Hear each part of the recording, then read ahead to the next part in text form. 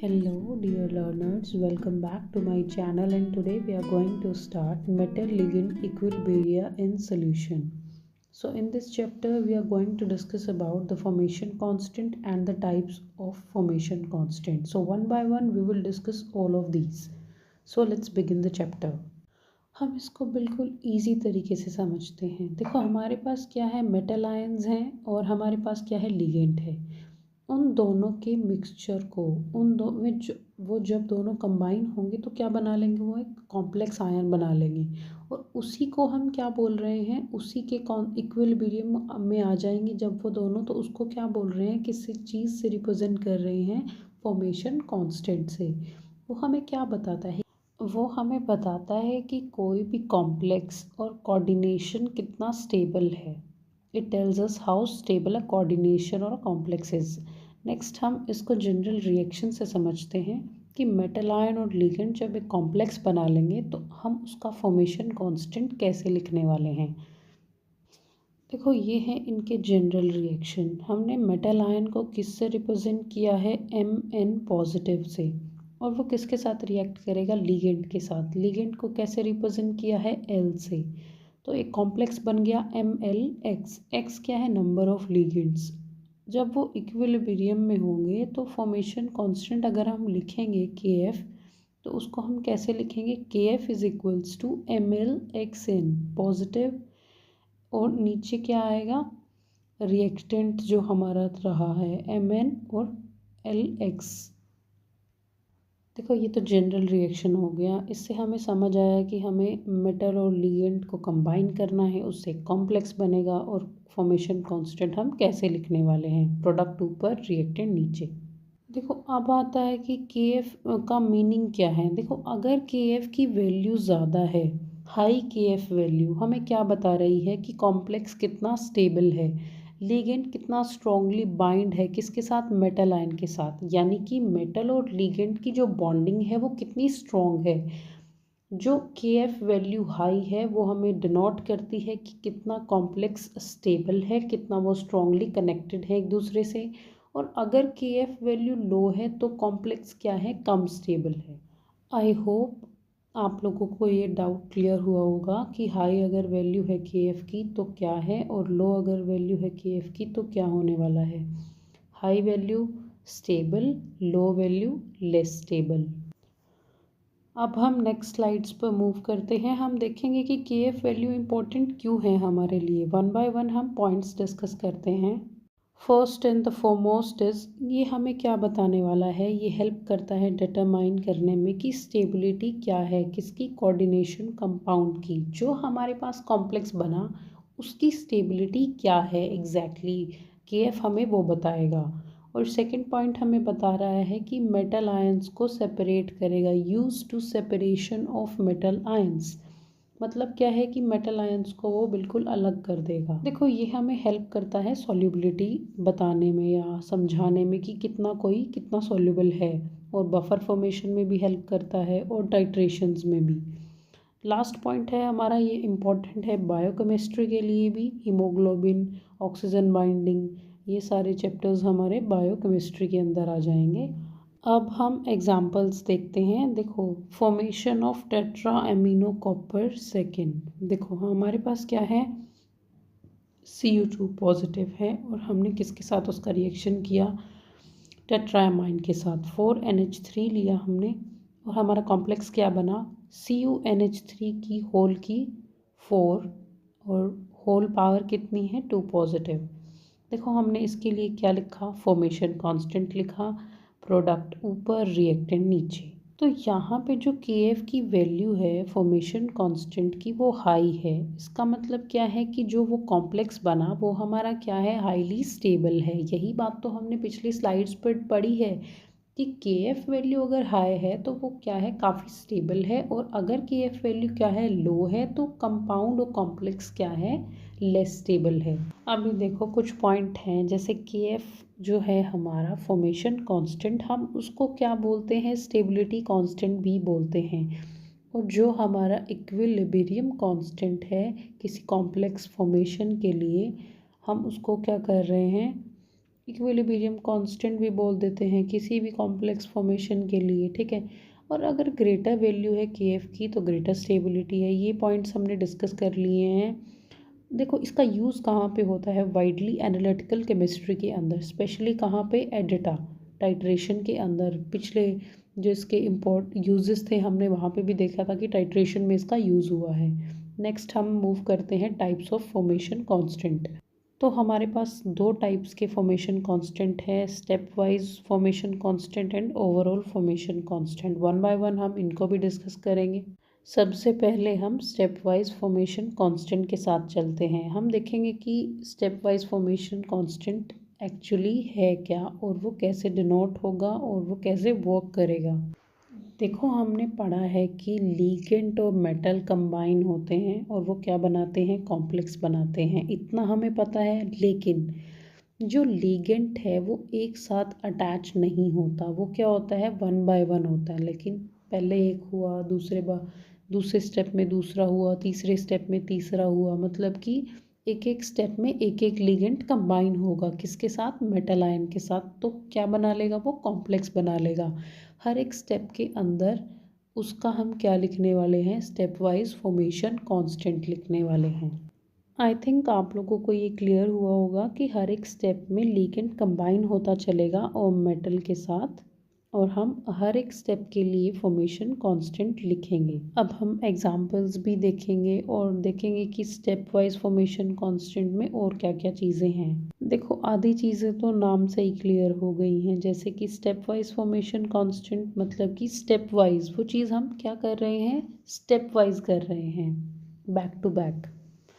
अब देखते हैं कि देखो हमने देखा कि हमारे पास एक मेटल है और एक लीगेंड है, वो कंबाइन हुए, उसके बाद हमने उसका क्या लिखा, स्टेप वाइज फॉर्मेशन कांस्टेंट लिख दिया।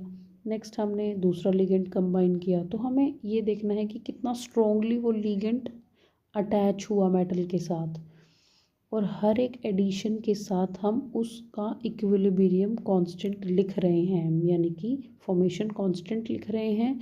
और हमें उससे क्या पता लग रहा है कि हर एक स्टेप के अंदर कितनी स्टेबिलिटी है। हम बिल्कुल स्टेप बाय स्टेप चलेंगे कि देखेंगे कि स्टेप वाइज फॉर्मेशन कांस्टेंट कैसे वर्क करेगा।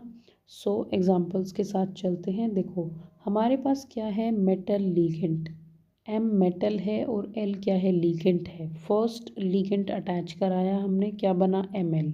हमने क्या लिखा इसके लिए, फॉर्मेशन कांस्टेंट लिखा K1, प्रोडक्ट ऊपर रिएक्टेंट नीचे। K1 क्या बता रहा है हमें कि फर्स्ट लिगेंड कैसे बाइंड हुआ मेटल के साथ, इजीली बाइंड हो गया वो तो। नेक्स्ट हम देखते हैं K2। देखो K2 में क्या है, हमारे पास ऑलरेडी क्या था, मेटल लिगेंड था, उसके अंदर हमने एक लिगेंड और ऐड किया तो हमें क्या मिला, Ml2। हमने K2 लिखा इसके लिए, यानी कि प्रोडक्ट ऊपर रिएक्टेंट नीचे, Ml2 MlL। देखो K2 हमें क्या बता रहा है कि स्ट्रेंथ जो है सेकेंड लिगेंड की वो क्या है, अटैच होने के बाद, मतलब कि स्ट्रेंथ बता रहा है वो लिगेंड की। देखो अगर हम यही चीज़ n स्टेप के लिए लिखें तो क्या होगा, ML(n-1) प्लस L, और क्या बनेगा, MLN। तो हमारा फॉर्मेशन कांस्टेंट क्या हो जाएगा, MLN-1 और L। देखो जो Kn है वो क्या मेजर कर रहा है, इक्विलिब्रियम पोजीशन बता रहा है, किसके लिए, टू द nth लिगेंड। और हम लेट कर लें अगर कि हमारे पास n नंबर ऑफ लिगेंड है तो उसके लिए हमें जो रिएक्शन लिखना पड़ेगा और फॉर्मेशन कांस्टेंट लिखना पड़ेगा, तो हम कैसे लिखेंगे, ऐसे लिखेंगे, ठीक है। देखो कुछ ना इम्पॉर्टेंट स्टेप्स और ट्रेंड्स रहने वाले हैं। जैसे हमारा स्टेप वाइज कांस्टेंट है, स्टेप वाइज रहेगा K1 K2 K3 K4 up to Kn तक। देखो वो वेरी कैसे करने वाला है, जो हमारा फर्स्ट लिगेंड अटैच होगा वो काफ़ी इजीली अटैच हो जाएगा, ठीक है। लेकिन बाद में क्या होगा, जितने ज़्यादा लिगेंड हम अटैच करते चलेंगे कॉम्प्लेक्स उतना ही क्या हो जाएगा, क्राउडेड हो जाएगा, मतलब भीड़ हो जाएगी उसके पास काफ़ी। और कई बार तो क्या हो जाएगा, वो काफ़ी पॉजिटिवली चार्ज हो जाएगा, और बहुत बार क्या हो जाएगा कि नेक्स्ट लिगेंड अटैच करना काफ़ी मुश्किल हो जाएगा। तो इसीलिए क्या है, जो स्टेबिलिटी ऑर्डर है वो क्या कर रहा है, डिक्रीज़ कर रहा है। K1 K2 K3 K4 K1। जो फोर्स लिगेंड अटैच करना है वो काफ़ी इजी है। जितना ज़्यादा लिगेंड अटैच होते चलेंगे उतना ही कॉम्प्लेक्स होता जाएगा वो, और स्टेबिलिटी क्या करेगी, डिक्रीज करेगी। देखो यूनिट क्या है, स्टेप वाइज कांस्टेंट की लीटर मोल इनवर्स से डिनोट करेंगे हम। यूनिट जो है स्टेप वाइज कांस्टेंट की वो क्या है, लीटर मोल इनवर्स। अब हम मूव करते हैं। देखो स्टेप वाइज फॉर्मेशन जो कांस्टेंट है वो हमें क्या बताता है, हर एक इंडिविजुअल स्टेप के बारे में बताता है। हर एक इंडिविजुअल स्टेप का हमें क्या पता लग रहा है, इक्विलिब्रियम कांस्टेंट, और क्या बोल सकते हैं हम, फॉर्मेशन कांस्टेंट। देखो हर एक जो कांस्टेंट है K1 K2 K3 वो हमें क्या बता रहे हैं, हर एक पर्टिकुलर स्टेप की स्टेबिलिटी बता रहे हैं। देखो हर एक कांस्टेंट K1 K2 K3 हमें क्या बता रहे हैं, स्टेबिलिटी बता रहे हैं हर एक पर्टिकुलर स्टेप की। तो हमें हर एक स्टेप की स्टेबिलिटी पता लग रही है इसके अंदर, K1 की क्या है, K2 की क्या है, एंड देन K3 की क्या है, एंड सो ऑन। देखो अब हम देखते हैं कि फिजिकल और केमिकल फैक्टर कैसे अफेक्ट करेंगे किसको, स्टेप वाइज कांस्टेंट को।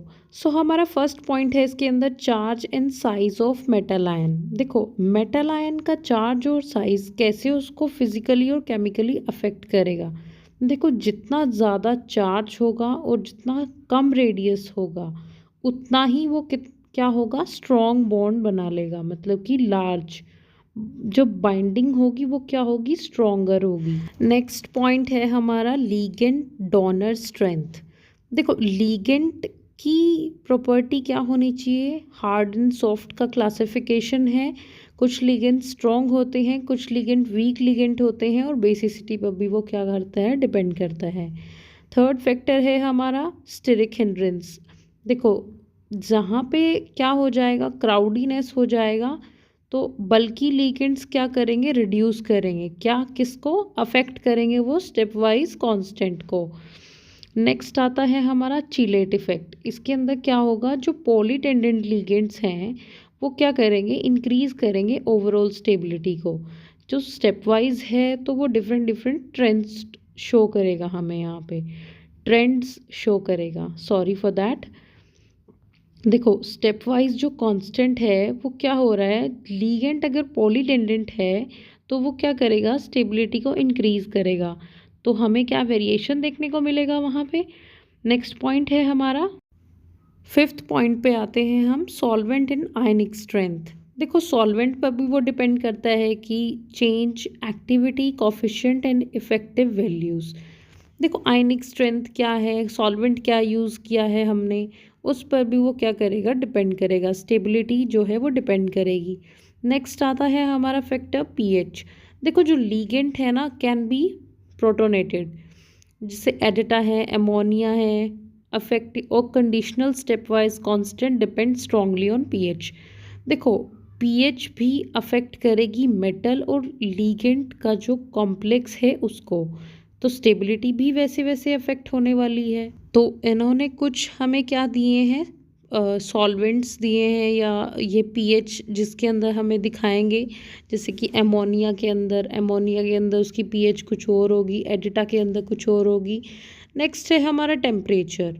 देखो इक्विलिब्रियम जो कांस्टेंट है वो वेरी करेगा टेम्परेचर के साथ। देखो ये जितने भी पॉइंट है ये हमारे सिर्फ नॉलेज के लिए हैं, ये सब तो मैं जहाँ तक है नहीं पूछा जाता एग्ज़ाम में, बट आपको पता होना चाहिए। नेक्स्ट आता है हम अगेन, हमारा क्वेश्चन है कि स्टेप वाइज कांस्टेंट क्यों यूज़फुल है, इसका क्यों यूज़ किया जाता है, और ये क्यों इंट्रोड्यूस किया गया। देखो ये हमें बताएगा कि हर एक बाइंडिंग स्टेप में कितना स्ट्रॉन्गेस्ट और कितना वीकेस्ट हो रहा है, वो कोई चीज़ कितनी स्ट्रॉन्ग हुई और कोई चीज़ कितनी वीक हुई। देखो हमें इससे क्या पता लगेगा कि स्पेसिफिक कैलकुलेशंस कैसे होंगी हर एक स्टेप की, और हमें कंसंट्रेशन भी पता लगेगा इससे। और हम क्या बता सकते हैं, इसकी हेल्प से हम देख सकते हैं कि मैकेनिज़्म कितना किसी कॉम्प्लेक्स फॉर्मेशन का और लिगेंड सब्स्टिट्यूशन का क्या मैकेनिज़्म रहा, कैसे लिगेंड कंबाइन हुए मेटल के साथ। So this is all about today's video. If you like this session, then hit the like button, share and subscribe to my channel. Thank you so much.